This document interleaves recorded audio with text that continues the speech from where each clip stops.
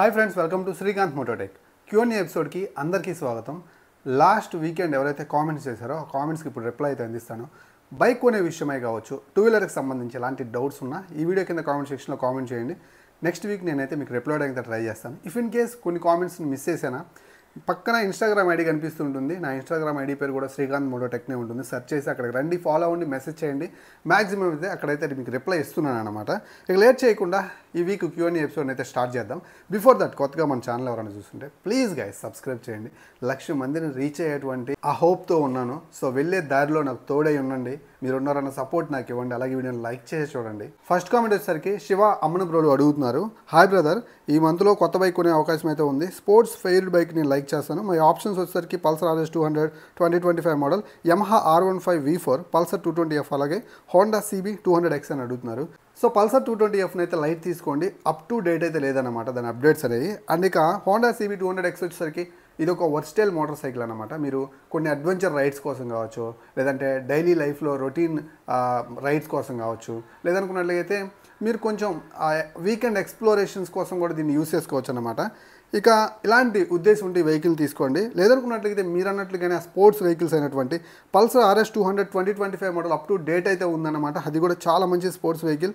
And అలాగే Yamaha R15 కూడా చాలా మంచిగా అయితే ఉంటుంది V4. అండ్ అఫ్ కోర్స్ దీంట్లో VVA టెక్నాలజీ అని, స్లిప్పర్ క్లచ్ అని చాలా మంచి ఫీచర్స్ అయితే ఉన్నాయన్నమాట. రెండు చాలా బాగుంటాయి. రెండిట్లో ఒకదాన్ని రైడ్ చేసి డిసైడ్ అయితే అవ్వండి. ఇది బాగుంటుందని చెప్పడం కష్టం అన్నమాట. నెక్స్ట్ కామెంట్ వచ్చేసరికి పవన్ కుమార్ అడుగుతున్నారు. అన్న హైదరాబాద్లో బైక్ ట్యాక్సీ చేయడానికి 150cc మంచి బైక్ చెప్పాను అని అడుగుతున్నారు. Bro, 150cc best bike taxi అని అంటే బ్యాక్ సైడ్ మీకు సీట్ అనేది కంఫర్టబుల్గా ఉండాలి. ఎక్కి కూర్చున్నప్పుడు ఎవరైతే మీరు పిక్ చేసుకున్నటువంటి ఆ ట్రావెలర్స్, అలాగే మీకు కూడా రైడ్ చేసేటప్పుడు better road grip and breaking కూడా ఉండాలి. దట్టు మీరు బైక్ ట్యాక్సీ యూస్ చేస్తున్నారంటే మెయింటెనెన్స్ తక్కువ అవ్వాలి, మైలేజ్ రావాలి. ఇలాంటివన్నింటిని దృష్టిలో పెట్టుకొని సో నేనైతే మీకు Yamaha FZ అయితే మాత్రం సజెస్ట్ చేస్తాను. ఎక్కువ ఫీచర్స్ కావాలంటే హైబ్రిడ్కి వెళ్ళండి. ప్రైస్ కూడా ఎక్కువగానే ఉంటుంది. లేదు నాకు వైడర్ టైర్స్ అండ్ మనకి కావాల్సినటువంటి ఇంజన్ రిలయబిలిటీ, అలాగే మెయింటెనెన్స్, మైలేజ్ ఇవన్నీ అయితే మాత్రం, సీట్ కంఫర్ట్ ఇవన్నీ కూడా మీకైతే మాత్రం మామూలు FZలో కూడా దొరుకుతాయి అన్నమాట. సో FZని అయితే ఒకసారి టెస్ట్ రైడ్ అయితే చేయండి. నెక్స్ట్ కామెంట్ వచ్చేసరికి నాగేశ్వరరావు అడుగుతున్నారు. Hi bro, royal Enfield 250cc సెగ్మెంట్లో బైక్స్ లాంచ్ చేస్తుంది అంటున్నారు. Any idea when they are going to launch అని అడుగుతున్నారు. ఎలాంటి అఫీషియల్ ఇన్ఫర్మేషన్ లేదు. సో ఇన్ఫర్మేషన్ లేకుండా సో ఆ గాలి మాటలు నేను మీకు చెప్పలేను అనమాట. సో మ్యాక్సిమం అయితే ఎలాంటి ఇన్ఫర్మేషన్ ఇప్పటికైతే లేదు. ఇన్ కేసు వస్తే ఇమీడియట్గా మన ఛానల్ అయితే మీకు నేను అందిస్తాను ఆ న్యూస్ని. నెక్స్ట్ కామెంట్ వచ్చేసరికి నాగరాజు రాయల్ అడుగుతున్నారు. అన్న నా ఏజ్ 45, 125cc నుంచి 160cc ఒక మంచి బైక్ చెప్పండి and all round bike, price no problem అని అడుగుతున్నారు. సో 160cc బెస్ట్ బైక్, అన్నిటినీ కవర్ చేసే విధంగా ఉండే బైక్, నాకు బెస్ట్ అనిపించిన బైకు అపాచీ నుంచి 160R 4V. So RTR 160R 4Vని మీరు USD మోడల్ వచ్చింది, అది తీసుకోండి. అన్నీ ఉన్నాయి దాంట్లో. ఫ్యామిలీకి కూడా బాగుంటుంది. అట్ ది సేమ్ టైం కొంచెం మెయింటెనెన్స్ అయితే తీసుకుంటుంది. అదర్వైజ్ మీకు ఆ వెహికల్ అయితే మాత్రం ఆల్రౌండర్ వెహికల్ అనమాట. ఆ వెహికల్ని రైడ్ చేసినప్పుడు సస్పెన్షన్ కావచ్చు, రోడ్ గ్రిప్ కావచ్చు, ఇంజన్ పర్ఫార్మెన్స్ కావచ్చు, ఫీచర్స్ కావచ్చు, ఎవ్రీథింగ్ కూడా ఆన్ పాయింట్ అయితే ఉన్నాయన్నమాట. నెక్స్ట్ కామెంట్ వచ్చేసరికి శివ అడుగుతున్నారు. హాయ్ అన్న, Pulsar 125cc versus Raider 125 which is the best build quality అని అడుగుతున్నారు. బ్రో, బిల్డ్ క్వాలిటీ అయితే మాత్రం రెండూ తగ్గవు. దేనికి తగ్గ బిల్డ్ క్వాలిటీ ఆ కంపెనీలు వాటికి ఆఫర్ చేశారు. బిల్డ్ క్వాలిటీ అయితే మాత్రం పెట్టే ప్రైస్కి వర్తీగానే ఉంటుందన్నమాట. పల్సర్ బాగుంటుంది, అట్ ది సేమ్ టైం ఇది కూడా బాగుంటుంది. మంచి బిల్డ్ క్వాలిటీలోనే రెండు ఆఫర్ చేస్తున్నారన్నమాట. నెక్స్ట్ కామెంట్ వచ్చేసరికి శంకర్ అడుగుతున్నారు. Splendor Xtec versus normal Splendor or Glamour which one is best అని అడుగుతున్నారు. బ్రో, మీరు ఎంట్రీ లెవెల్లో వెహికల్ చూస్తున్నారు అనుకున్నట్లయితే స్ప్లెండర్ ప్లస్ తీసుకోండి. దాంట్లో ఎక్స్టెక్ వచ్చేసరికి కొంచెం ప్రైజీగా ఉంటుంది. 95,000 దగ్గరలో స్ప్లెండర్ ప్లస్ని స్టాండర్డ్ వేరియంట్ అయితే తీసుకోండి. ఆ ఫీచర్స్ అని నేను వాడను, హాలోజన్ బల్బ్ అయినా సరిపోతుంది అనుకున్నట్లయితే కొన్ని రోజులు యూజ్ చేసుకున్న తర్వాత చక్కగా దాన్ని అమ్మేసి బెటర్ బైక్ అయితే వెళ్ళొచ్చు. లేదు నాకు కాస్త బెటర్ పికప్ కావాలనుకున్నట్లయితే గ్లామర్ 125cc OG మోడల్ అయితే తీసుకోండి. అన్నీ ఉంటాయి దాంట్లో. సో ఈ రెండు వెహికల్స్ కూడా 60 బిలో నడిపించుకున్నట్లయితే బెస్ట్ మైలేజ్ అయితే ఆఫర్ చేస్తూ ఉంటాయి అన్నమాట. అది గుర్తుపెట్టుకోగలరు. హాయ్ అన్న, TVS రైడర్ ఐగో తీసుకుందాం అనుకుంటున్నా ఫ్యామిలీ కోసం. 2 kids కూడా ఉన్నారు. బైక్ స్పేస్ సరిపోతుందా ప్లీజ్ రిప్లై అని అడుగుతున్నారు. వద్దు బ్రో, అది స్ప్లిట్ సీటు. జనరల్గా మీకు మీ వైఫ్కి అయితే బాగుంటుంది, కానీ ఒక కిడ్ అయితే ఎలా ఒకలా మేనేజ్ చేయొచ్చు, కానీ 2 kids అంటున్నారు, కష్టమైపోతుంది. కొంచెం లాంగ్ సీట్ ఉన్నది తీసుకోండి, బాగుంటుందన్నమాట. సో దీనికోసం నేను మీకు సజెస్ట్ చేసేది హోండా నుంచి SP 125cc చాలా బాగుంటుంది అనమాట. దీని తర్వాత నెక్స్ట్ అది బాగుంటుంది. నెక్స్ట్ కామెంట్ వచ్చేసరికి మధుసూదన్ అడుగుతున్నారు. అన్న నా ఏజ్ 30, మ్యారీడ్, 4 years కిడ్స్ ఉన్నారు. 4 year కిడ్ ఉన్నాడు. Present hero Honda passion pro use చేస్తున్నాను. 150 160cc అప్గ్రేడ్ అవుదాం అనుకుంటున్నాను. Mileage and maintenance is my main priority and which bike is suitable for me అని అడుగుతున్నారు, సజెస్ట్ చేయమని అడుగుతున్నారు. So 150-160cc mileage maintenance main priority అనుకున్నట్లయితే so unicorn ఒకటి, అలాగే యమహా FZ ఒకటి బెస్ట్ చాయిస్ అనమాట. పేరుకు తగ్గ పర్ఫార్మెన్స్ వీటిలో ఉండదు, that's the main benefit of you నాకు తెలిసి. సో 160cc అయినా కానీ తక్కువ పవర్ అండ్ టార్క్ లీనియర్గా రావడం వల్ల మీకు ఏంటంటే బెటర్ మైలేజ్ వస్తుంది అండ్ చైన్ సీల్ చేసి ఉంటుంది అనమాట. సో ఒక రకంగా చూసుకుంటే FZలో పోల్చుకున్నట్లయితే ఇంకా మెయింటెనెన్స్ పరంగా చైన్ విషయం కూడా మాట్లాడితే యూనికాన్లోనే తగ్గుతుంది. సో ఫ్యామిలీ కోసం కాబట్టి ఖచ్చితంగా బాగుంటుంది. లేదన్నా మరీ అంత క్లాస్ నేను భరించలేను, నాకు కాస్త స్పోర్టియర్ సెగ్మెంట్ కూడా కావాలి, ఫ్యామిలీని దించిన తర్వాత నా పర్సనల్ యూసేజ్ కోసం అనుకున్నట్లయితే Yamaha FZ one of the best choice అనమాట. హ్యాపీగా తీసుకోవచ్చు, మంచి మైలేజ్ వస్తుంది, తక్కువ మెయింటెనెన్స్లో లభిస్తుంది అనమాట. సో మీకు FZలో అయితే మొత్తం ప్రైస్ పెట్టుకునే కొన్ని ఫీచర్స్ పెరుగుతుంటాయి, తగ్గించుకుంటే మీకు నార్మల్ ఫీచర్స్ తోటి తక్కువ ప్రైస్లోనే వస్తుంది అనమాట, గమనించగలరు. నెక్స్ట్ కామెంట్ వినోద్ అడుగుతున్నారు, హాయ్ అన్న, నేను ఆన్లైన్లో బైక్ తీసుకుందాం అనుకుంటున్నాను, అంటే ఫ్లిప్కార్ట్ బైక్ సేల్ ఉన్నాయి కదా, అలా తీసుకుంటే ఆన్ రోడ్ ప్రైస్ తగ్గే అవకాశం ఉందా లేదా చెప్పండి అని అడుగుతున్నారు. ఆబ్వియస్లీ తగ్గుతుంది, బట్ దానికి ఒక టైం పీరియడ్ ఉంటుందన్నమాట. దసరా టైంలోనో లేకపోతే ఇంకేదైనా ఫెస్టివల్ టైంలో మీరు తీసుకున్నట్లయితే మీ దగ్గర సర్టెన్ క్రెడిట్ కార్డు ఉంటే ఆ క్రెడిట్ కార్డు మీద ఆన్లైన్ ఆ ప్లాట్ఫామ్ ఆఫర్ చేసినట్లయితే ఖచ్చితంగా కూడా మీకు 6,000 నుంచి 10,000 రూపాయల దాకా తగ్గే అవకాశం అయితే ఉంది. ఒకవేళ ఆఫర్ ఇప్పుడున్నా కానీ ట్రై చేయండి, ఖచ్చితంగా కూడా మీరు ఆ నోట్ చేస్తారు, ఆన్ రోడ్ ప్రైస్ తగ్గుతుంది.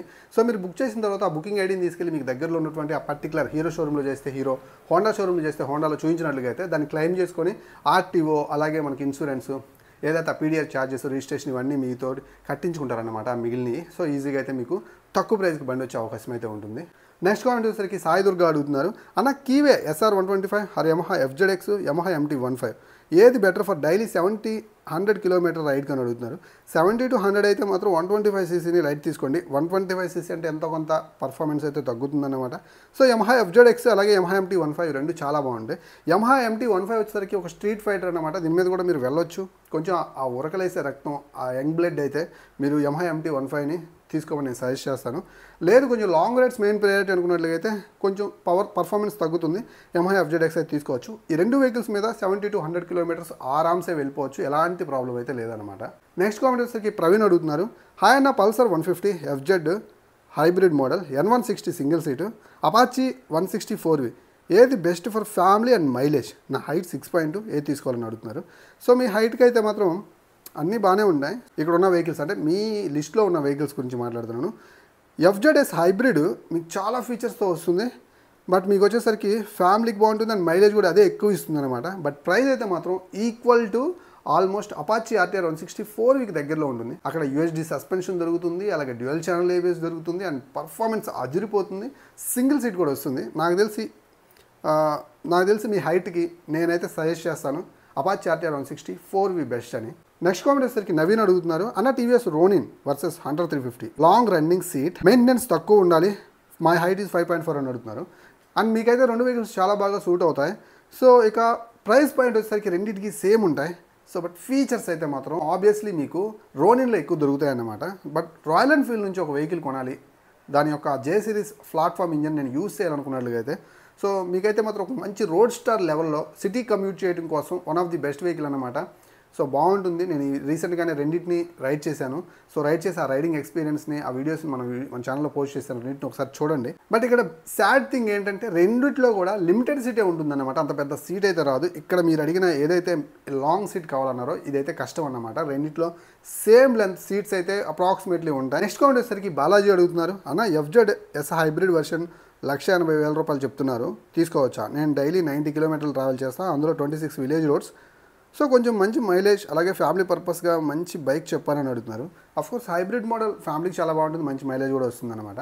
బట్ ఇక్కడ విషయం ఏంటంటే మోర్ ఫీచర్స్ ఉంటే ఎక్కువ ప్రైస్ ఉంటుందన్నమాట. ఫీచర్స్ పెంచేశారు అండ్ ఇంజన్లో కూడా కొన్ని మార్పులు చేశారు, హైబ్రిడ్ తీసుకొచ్చారు. సో బండి నేను రైడ్ చేసినప్పుడు నడిపిస్తున్నప్పుడు నాకైతే పికప్ చాలా బాగా అనిపించింది ప్రతి గేర్లో. సో అది నేనైతే నోట్ చేశాను లాస్ట్ వర్షన్తో పోల్చుకున్నట్లయితే, అందుకే కొంచెం ప్రైస్ కూడా పెంచాను. ఆ ప్రైస్ సెగ్మెంట్లో ఇందాక మనం చెప్పుకున్నట్లు సో ఇక్కడ అపాచీ RTR 164V వస్తుందన్నమాట. బట్ అక్కడ మనకి మైలేజ్ తగ్గే అవకాశం అయితే ఉంటుంది. సో ఇక్కడ మీరు మైలేజ్ని దృష్టిలో పెట్టుకొని ఫీచర్స్ని ఎక్స్పీరియన్స్ చేయాలనుకున్నట్లయితే హైబ్రిడ్ తీసుకోండి. లేదనుకుంటే FZలోనే నార్మల్ వర్షన్స్ ఉన్నాయి, వాటితో అయితే వెళ్ళండి, అక్కడ మీకు ప్రైస్ తగ్గుతుంది, ఫీచర్స్ ఆబ్వియస్లీ తగ్గుతాయి. ఇంజన్లో మాత్రం హైబ్రిడ్ టెక్నాలజీ అయితే కొంచెం తగ్గుతుంది, ఆ పికప్ అయితే కొంచెం స్లైట్లీ తగ్గుతుంది అన్నమాట. నెక్స్ట్ కామెంట్ మణికంఠ అడుగుతున్నారు, N150 డిస్కంటిన్యూ అంటున్నారు, మరి స్టాక్ ఉంటే తీసుకోవచ్చా, తర్వాత స్పేర్ పార్ట్స్ సర్వీసెస్ అవైలబుల్ ఉంటుందా ప్లీజ్ రిప్లై అని అడుగుతున్నారు. బజాజ్ షోరూమ్స్ ఉన్నంతకాలం బజాజ్ వాళ్ళకి సర్వీస్కి ప్రాబ్లం అయితే ఏముండదు. N150 డిస్కంటిన్యూ చేసేశారు అన్నటువంటి అఫీషియల్ న్యూస్ అయితే ప్రస్తుతానికి లేదు. అది కనుక నిజంగానే డిస్కంటిన్యూ అయితే మన ఛానల్లో నేను మీకు ముందే చెప్పేస్తాను.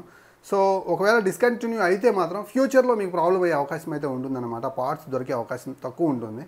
సో మీకు దాని ప్లేస్లో Bajaj Pulsar N160 single seat అయితే తీసుకొచ్చారు.